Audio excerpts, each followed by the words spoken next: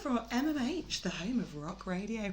And today I have got together with the legend that is Luke Morley from Fender. Obviously, you know that anyway, but we've got together because we're here backstage at the Guitar Show, the UK's largest guitar show.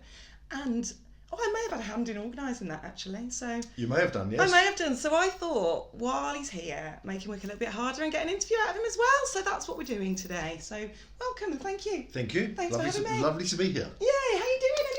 Good, pretty good. Yes, it's been an interesting year, but it's good. No, yes, we're okay. We'll talk about that. We'll talk about the interesting year just a little bit. So, so we are going to cover what's coming up. We're going to cover what you've been up to, what's coming up, a little bit about what's going on at the Guitar Show today as well, because that hasn't happened yet. So a little bit of a pre-talk through that. So, and we will perhaps go with a few of my random and maybe silly questions in a bit as well. Oh dear. I know.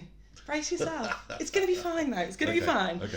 So today, Guitar Show. What are you going to be doing? What are you going to be talking through? Just a little bit for the listeners. Well, it's a guitar show, so mainly I will be talking about my equipment. That sounds terrible. Yes. Sorry, my gear, my amplifier, my guitars, any effects pedals I use, that sort of stuff. So it'll be a bit techie, and obviously I'll play a little bit to demonstrate what I'm talking about, and hopefully I won't mess it all up. And it should be fun. So hopefully it'll be instructive for a few people that are there, and and for me too. So I've never done anything like this before, so it'll be quite interesting to do. Oh really? No, I haven't. Oh, there we go. There's an exclusive for us. I'm quite excited. So educational, inspirational, instructive. Exciting. I hope so. Yeah. I hope so. And hopefully funny too. Well, it's bound to be. I've seen you do these kind of, well, not this kind of thing before, but the storytelling and stuff. I'm sure there'll be a bit of that coming out. I'm sure there will.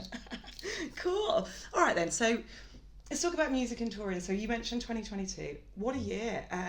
There were some mega highs and some lows as well. So obviously, let's talk through 2022 a little bit and how 2023 is going to shape up to be.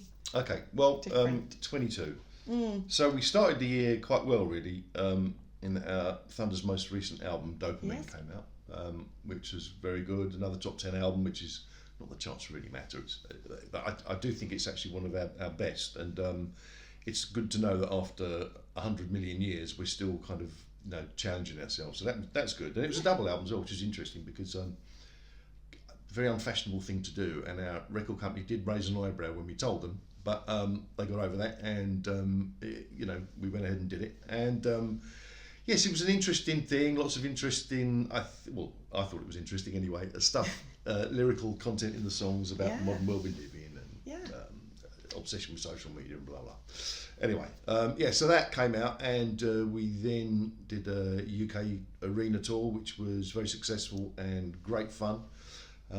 It was good because the last album that was released only a year before was basically, we never got the chance to tour that because of COVID. Oh yeah, of course. So All the Right Noises and Dopamine were both kind of crammed into the set, as well as some old stuff. As obviously you have to play some old stuff. And so we went out, toured, great.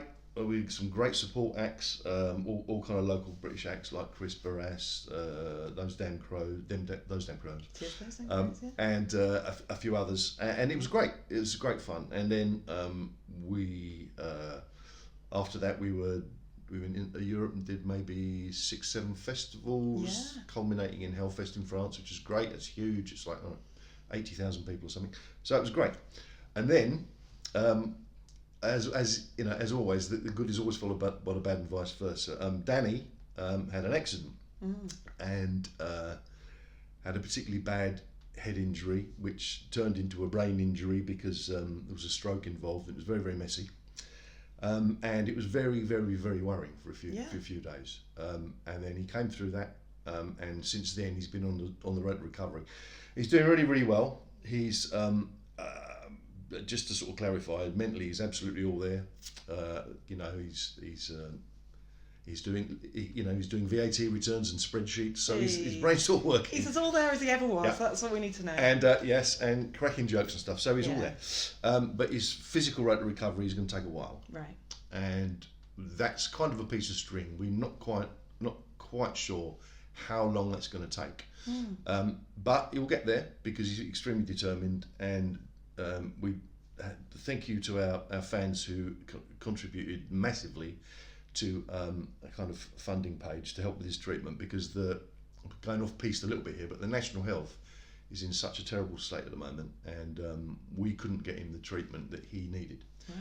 Wow. So we had to go private, which sort of grinds against my socialist gears, but we had no choice, because we had to get him better, and so the fans are very generous in contributing towards that, and we managed to get him some really good healthcare and stuff, and that's great, and that's really helped, and we're so grateful, and as is he. So he's on the road. He's on the road back. Don't know how long that road's going to be, but I'm pretty sure he's going to get there. So, out of what was something that was very, very negative, it's now looking quite positive. So, he's back on the radio doing his show on Planet Rock, which is really good. Hopefully he'll be jumping up and down again on the stage near you soon, I hope. Yeah, well, let's hope so. Well, we'll keep an eye out. We'll keep an eye on the socials. And like you say, there was an overwhelming amount of support, wasn't there, from the fans, which was incredible. Unbelievable. I mean, I think, we're very lucky. We've had a really good career for 30 odd years, and God, that makes me feel old, but it's been fantastic, and we've always had a really good rapport with fans, and I think the importance of them to us and us to them, hopefully, is what's ended up in this fantastic, generous kind of thing they've done. So brilliant. Thank you so much. Jeez, that's nice, isn't it? Well, yeah, and you're right. You guys have always been close to your fans, and like you say, 30 years. I feel that because I've been following you from the start as well. Since you were 5. Since exactly that. Thanks, appreciated. But yeah, so you're right, and I was gonna. An observation is, in all of that time, I think you were probably one of the first major bands to always give fans the opportunity to meet you one way or another after the show and be part of it. Yeah. Because I don't know any other bands that were doing that back in the 90s at all. And I know some of it was through the fan club and there were all sorts of reasons why, but you've always done it. You've always continued to do it. So, and the kind of size venues you play, I mean, you play everything, don't you? From arenas to we tend town halls and to alternate between theatres and arenas now. I mean, it's an amazing thing. I mean, it was kind of an accident, really. It's because the first couple of tours we did, there were so few people there that we just used to invite them all in the dressing room for a drink. Yay! And it kind of continued from there, and then it gradually became more organised, and that, obviously, as the band became more successful and there were more people and more demand, then we've had to kind of manage it slightly. But it's still a great thing to do, and we still, obviously we have a fan club, and we have people who we sell VIP tickets like most bands do these days, and you have to, because touring is your main source of income these days. But we also still give away a lot of after show meet and greets, and it's completely random, and that's a fun thing. So we get to meet lots of people, and that's nice, and it keeps us kind of keeps us in check as well, because people, some people when you meet them are quite nervous, and some are incredibly honest. And a bit painfully honest, but it's good because it keeps us, like I said, it keeps us feet firmly planted on the ground and keeps us humble, and that's important. I'm not a fan of musicians who wander around, thinking they're above it all, and we're not like that as people, so there's no point in acting like that. We're just going to be who we are. Exactly. Well, without the fans, what you got? Exactly. Not a fat lot. So. Exactly. All right, then we're talking about that. I always ask this, and I feel a bit greedy because you have only recently put out a double album. But is there anything in the pipeline that you can talk to us about? I mean, it doesn't have to be new music. Are there any secrets or exclusives that maybe you could tell us at MMH that we could pass on? I can, but you can't put it out until after. It means you can't. I can tell you, but you won't be able to put this interview out until after. It's in the public domain. Okay. That's right, yeah. You know what? I'm going to agree to that. Okay. So, good. There, you heard it here first, people, except you won't have heard it here first, but technically, it was here first. This is an exclusive that will be put out after it's not an exclusive. Exactly. I'm not sure what that is. We'll make a new name up for it. It's just news now. But go on, tell me. So, we are going to re-release, repackage, remaster, etc. The entire Thunder catalogue. Oh, nice. Starting with the first 3 albums, which will be coming out a couple of weeks from now, when this interview goes out. Yeah. Or maybe a month from now. Do you know, I'm not 100% sure, but once this goes out, it will be out there anyway, so everybody's going to know when the date is. Yeah. But that's the next thing. So that's quite interesting. So we've been to sort of enhance the albums and make them, I guess, desirable, because lots of people already have those albums, and you know, we don't want to make people feel like we're kind of knocking them out there again to try and make some more money. I mean, we are obviously trying to make money, but we've sort of had a good old root around in the archives and found some interesting tracks to sort of add on, and in some cases, I think I'm correct in saying that there's new bits of artwork and things going on in it. I'm not 100% sure at this time because it's still kind of coming together a little bit.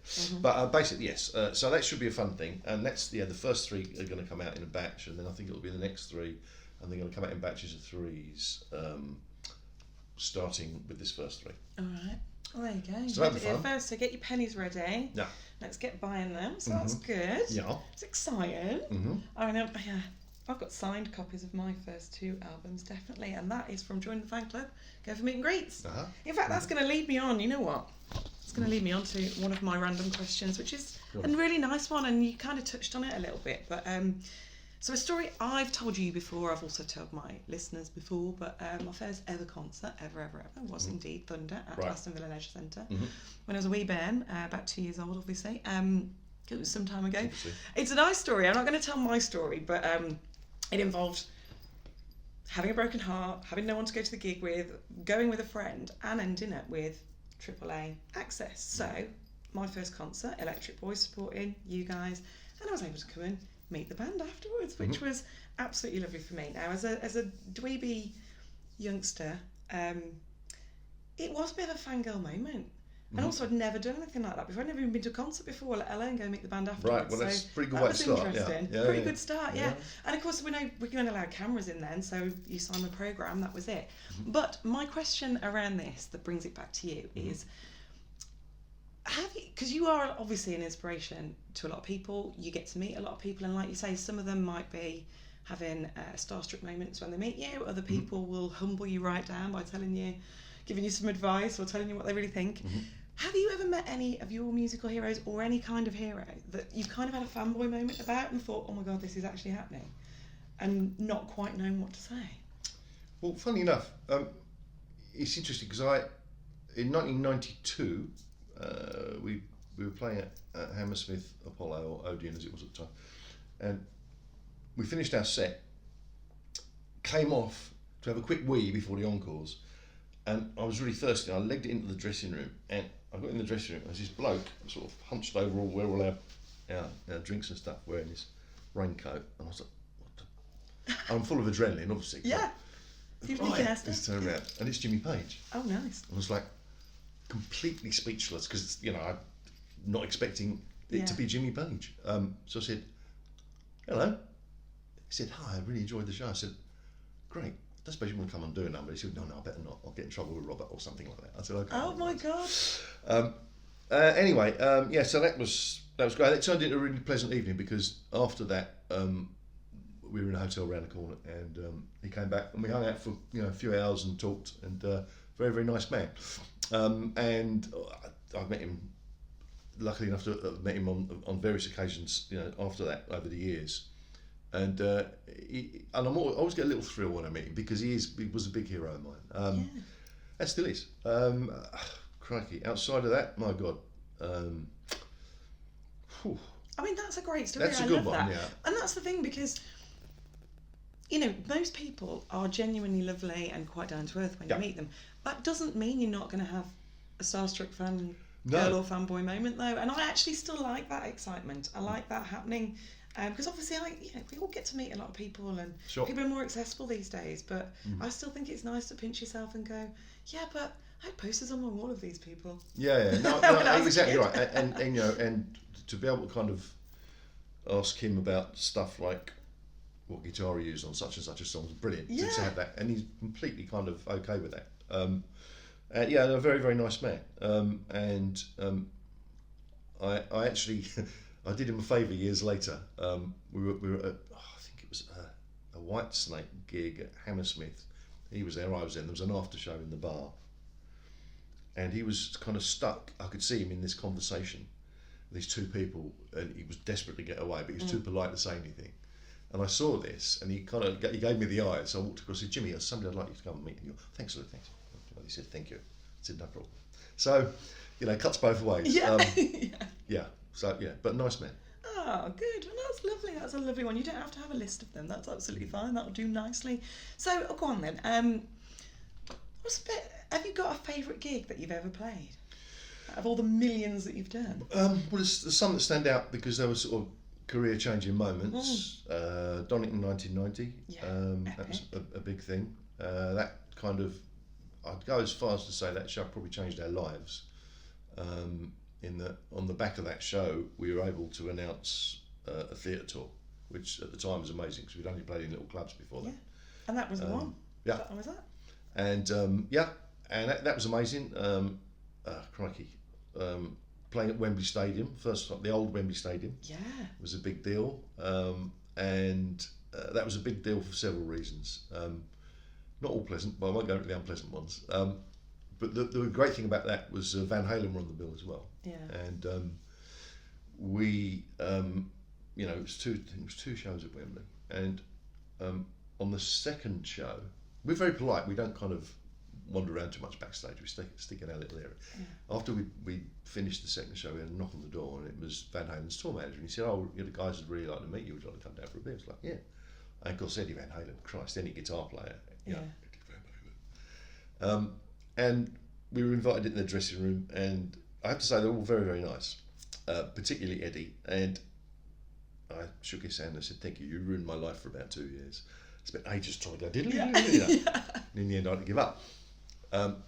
Anyway, we chatted and we started talking about golf. Yeah. I said, so he plays with a mutual friend. I said, "You play golf?" He said, "Yeah." I said, "What's your handicap?" He said, "About 19. I said, "I knew there'd be one thing I could do better than you." Hey. He laughed. Oh, how he laughed. But no, they were loved. They were really nice. And it was bizarre because Robert Downey Jr. was in their dressing room and there was another actor as well. It was odd. It was my God, that's an insane situation, isn't it? But I didn't care about Robert Downey Jr. I was talking to Eddie Van Halen. And his tech was lovely. He said, "Oh, if you want to come stand with me while the guys are," I said, "Yeah, great." So I stood like 20 foot from Eddie watching him, which was like an earth-moving experience to see somebody with that much natural ability. And it's an incredible thing because you just think, well, I could practice every day for the rest of my life, and I would never ever come anywhere near close to this. It's just like a natural born. It's like watching John McEnroe at a tennis ball, or Pele with a football, or Messi or something. It's a very special skill. But he was very humble. I mean, I've read various things about him going through a bit of a dark patch with booze and stuff, but I found him to be really, really pleasant and really nice, and that's a very, very sort of special memory. Oh, see? That's actually sort of part of the previous. It is actually, well, yes, really, it is. Isn't it? We're crossing so over. So that was an important gig because of that. Oh crikey! Since then, I mean, loads. Every time we tour, I really, really enjoy touring. I love being on the road, and I always enjoy London gigs because it's a hometown thing. Yeah. But the audiences, I have to say, it's particularly in this part of the world, in the Midlands, have always been fantastic. It's one of the reasons we tend to do a lot of our Christmas shows in this area. Yeah. Because it's in the middle of the country, people can get there hopefully from all over. But it's because part of the reason is because the fans are great, and it's true as well in Cardiff. I mean, we're really lucky. We're really, really good fans everywhere. You've got mega fans everywhere, haven't you? And they're always good gigs. So, all right then. So, okay then. You have had the opportunity to play humongous stadiums, humongous festivals. You also do intimate shows, where it is just you and Danny and guitar and conversation. Do you have a preference, or are there different things about both that you enjoy? Or? I think it's good to be able to do both, or all sorts, because we. Once again, you have to. Everything's a different challenge, and I mean, the two-man shows that I've done with Danny, they look kind of quite natural and quite easy. Well, they are, to be honest, but there is a little bit of work that goes into them as well. Everything's got to be prepped. Exactly. It's the way it is. To an extent, and that's 50% rehearsed and 50% loose, really. Yeah. But they're good fun to do because obviously they don't rely on volume and production. It's just us telling daft stories, and when you strip the songs down to one guitar, and two voices, you get the kind of purity of the song, and that's an interesting thing for me as the person that wrote the songs, is just hearing them that way or trying to reinterpret them that way. I do enjoy that. That's always a challenge. I mean, we did an acoustic, but sort of semi-acoustic tour with the Please Remain Seated album, where we all sat down and played, and that was brilliant. That was great, sitting down all night, fantastic. And getting paid for it. It's great. But now so doing those things that are a little bit different to the kind of usual, rock show, if you like, they're good. They kind of offset each other, and in doing one, then you appreciate the other, and vice versa. Yeah. So it's, they're good things to do. Nice to keep variety, I suppose. Exactly. The spice of life and all that. Exactly. All right then. Okay. Have you ever had an embarrassing moment on stage? Let's go for. Let's not talk about off stage. Let's talk about on stage. Yeah, I mean, all the time. Yeah. I want to know about a really funny one that just haunts you. It's the funniest one's actually. I fell over at Wembley once. It was quite funny. Wembley Arena. I leapt into the air with my guitar, gazelle-like, and then I landed on Danny. The buster looked awful, and I just kind of bounced off him and fell on the floor, but I didn't drop a note. So I've fallen over on stage before, a couple of times actually. That's quite common. Crikey! I don't. To be honest with you, no. I think if you get on stage for a living, if that's what you do, you have to be a little bit shameless. Yeah. And you have to be a bit of a show off. So you can't really worry too much when things go tits up, because it's going to happen. It is the nature of everything. And when it does, you just go with it. And I think we're the kind of band who, when things do go wrong, as they do occasionally, we're very open and honest about it, and with the audience. And I think the audience appreciate that, and I think the audience also really enjoy it when we fuck up. Of course they do. So that's it proves that we're human and we actually are really playing. So that's good. So nothing really. I mean, like I say, it's difficult to be embarrassed. I mean, I know lots and lots of people who are very successful in their jobs and say to me, "How the hell do you get on stage in front of all those people looking at it? How do you do it? How the hell do you do it?" Yeah, but no, I've just always done it. Yeah. And I don't think about it. If I thought about it, I'd terrify myself. Well, exactly. You just can't. It's part of the job, and and occasionally things will go wrong, but you can't be embarrassed by them. It proves you're real. I suppose falling over is never going to be. No, you're never going to be proud of yourself, are you? But you just got to own it. Yeah.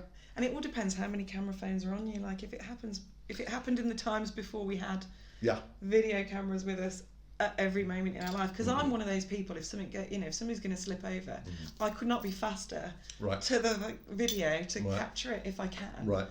I mean, sometimes, you can't always get there in time, but I'm one of those people who finds that hilarious.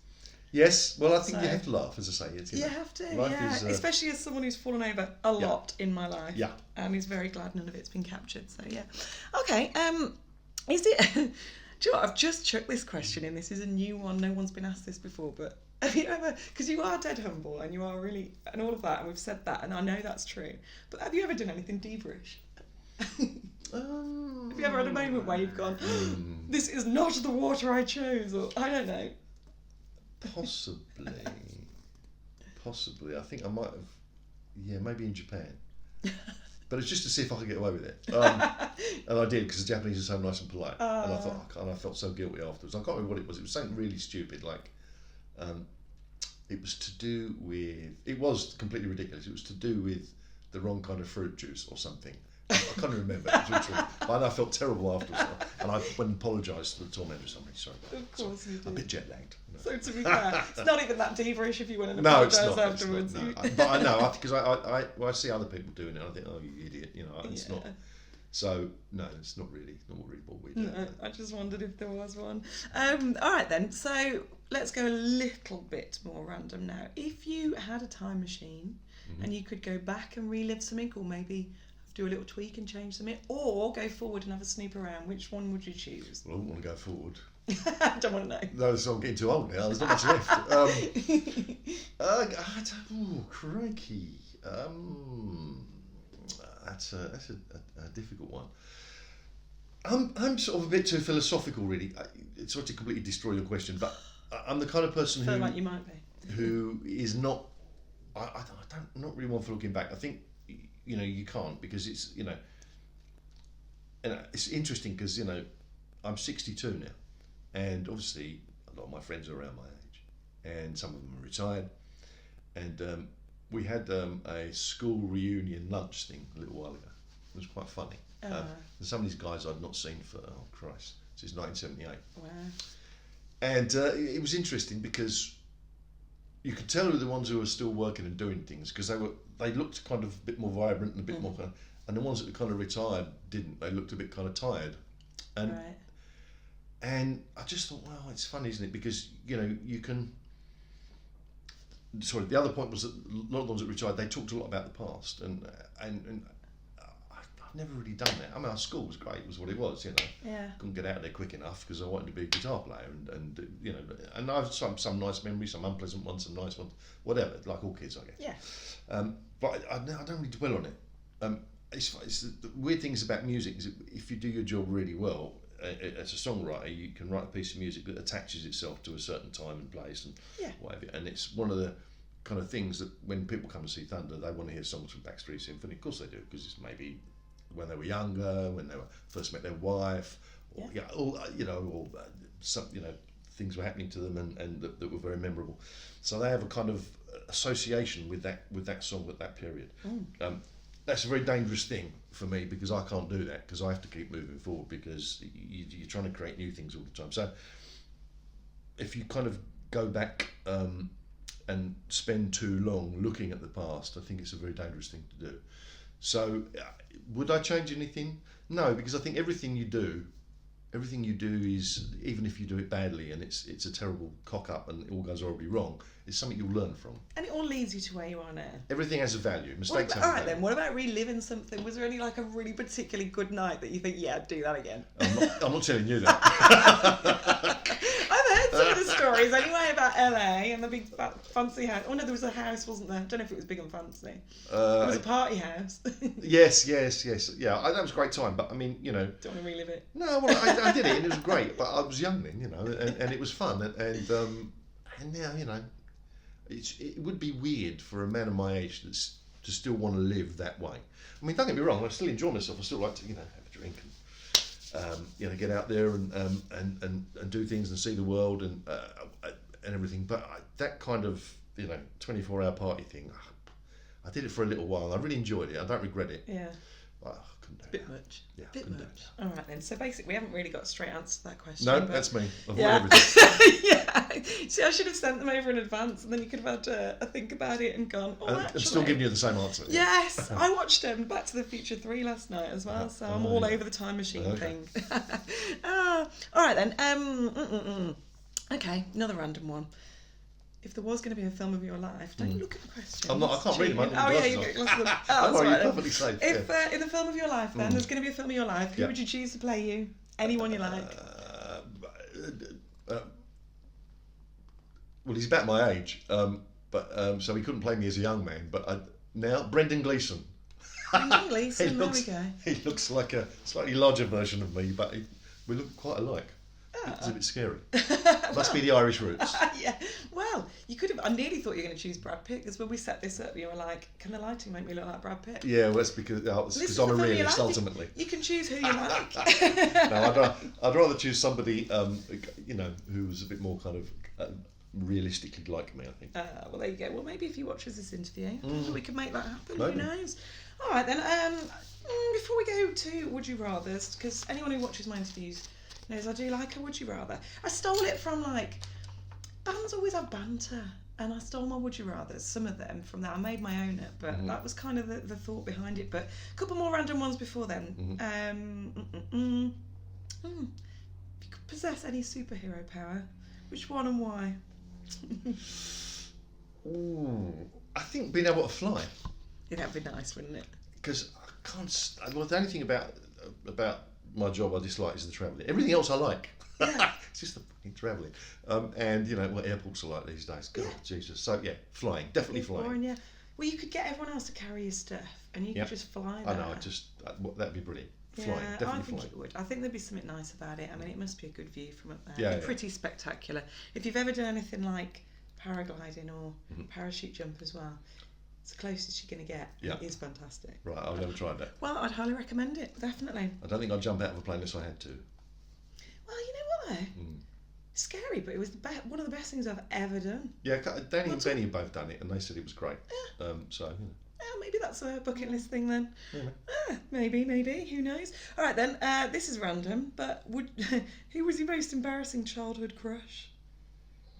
Oh, wow.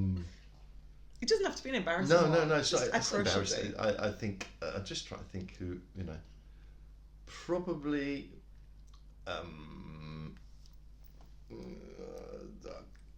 Farrah Fawcett Majors. Oh, that's not embarrassing. She's adorable. Charlie's Angels. I'm just trying to think. There was probably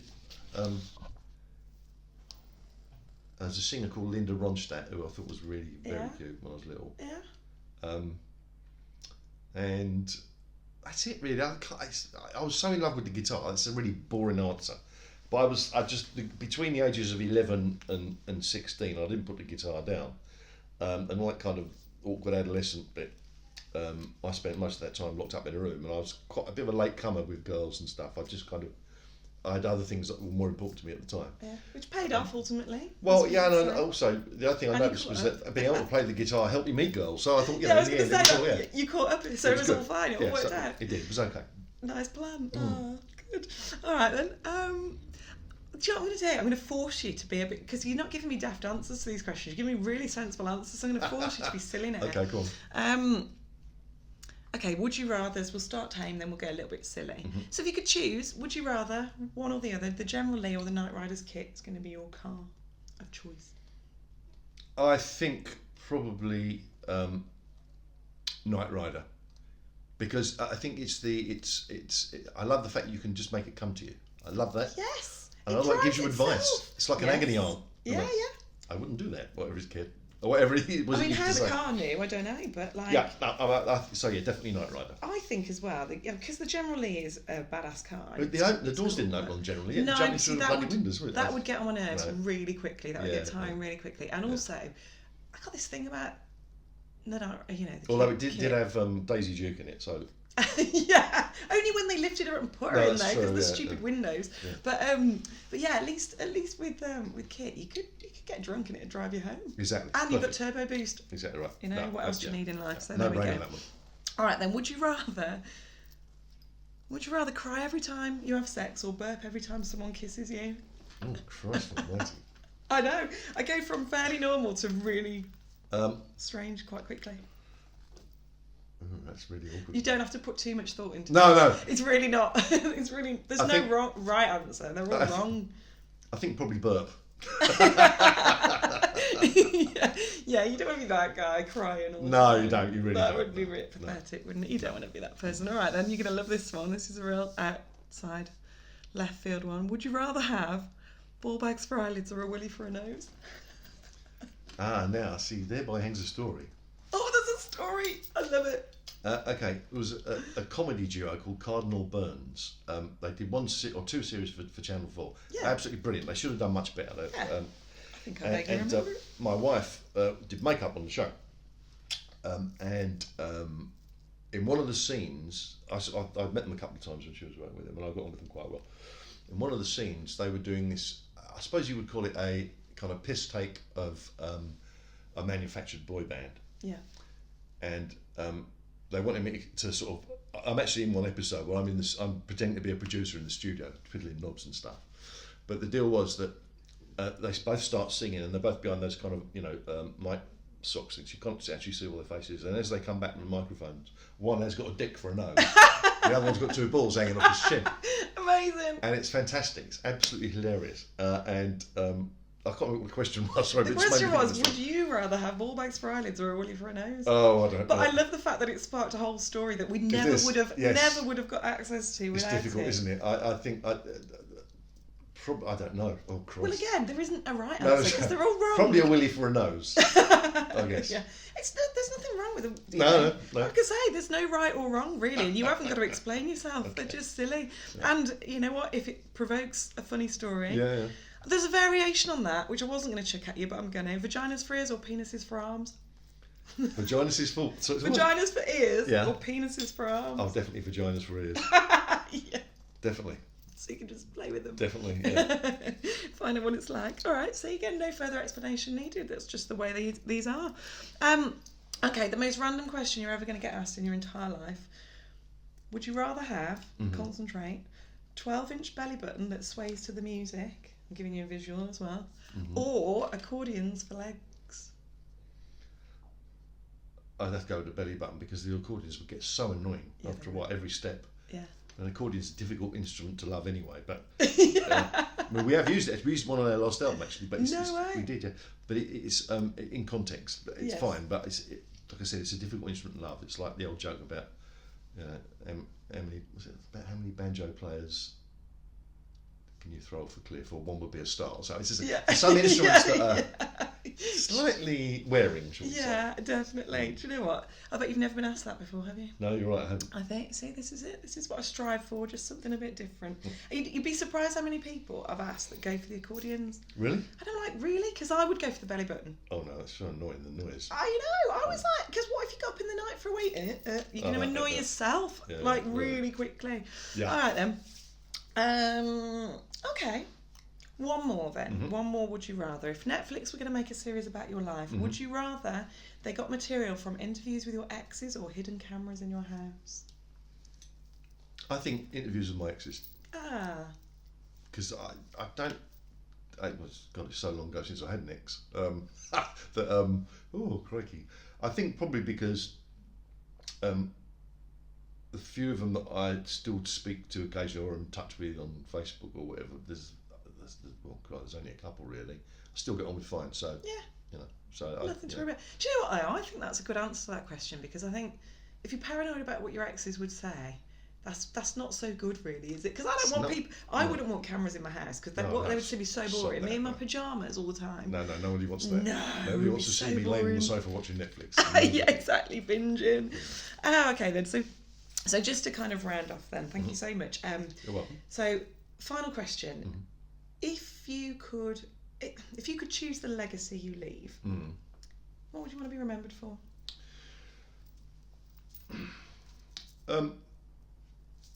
I think first of all being a decent human being. That's really important. When you're gone, a really close friend of mine died in November, sorry, and his funeral was the start of February, and he was very well loved by so many people. It was great. It was as great as a funeral can be. Yeah. And he was so popular, and and it's because he was a lovely guy. Yeah. And I think that's the thing. That's the most important thing. Musically, I think if Thunder or I have created some pieces of music that have helped people with feeling happy or getting them through tough times or whatever, then that's an amazing thing. And when you first pick up a guitar and you start sort of thinking about, I want to be in a band one day and do this for a living, you don't think about those things. But when people come up and say, we love walked in, was the first dance at our wedding, or our first child was conceived to a better man, or we've got too much information. But it's still very flattering. So that's really, really nice. So providing we've left some good music there that maybe enhances people's lives slightly, and that's great. But it's mainly been a good human being. Yeah. Oh, that's a lovely answer. Well, listen, thank you very much for your time. I've loved doing this. I hope everybody enjoys watching it. Obviously, this will be going out when there are, when we can actually put the announcements. So there'll be a couple of weeks delay. But nobody will know that because they won't. Exactly. Except I might just put a little post on social to say look out for it. So there you go. That all has been done. But no, thank you, Luke. It's been awesome catching up with you. I've been Caz Parker for MMH, the home of rock radio. He's been Luke Morley from Thunder. You didn't need to know that because you already knew anyway. But thanks. You're very welcome. Been brilliant. No worries. And I hope everybody enjoyed listening. Bye. Bye.